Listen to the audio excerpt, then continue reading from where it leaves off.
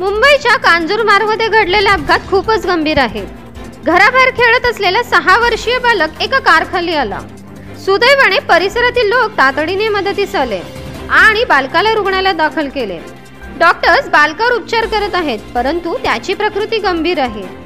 ही घटना संपूर्ण सीसीटीव्ही मध्ये कैद झाली असून फुटेजमध्ये बालकाची कार खाली येण्याची वेळ स्पष्ट दिसते।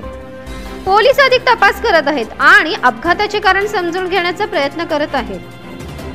पोलिसांनी लोकांना इशारा दिला आहे की रस्त्यावर सतर्क राहावे, पालकांनी मुलांवर लक्ष ठेवावे आणि घराच्या आसपासच्या सुरक्षिततेकडे विशेष लक्ष द्यावे। आपल्या बालकांच्या सुरक्षिततेसाठी खबरदारी घेणे अत्यंत गरजेचे आहे।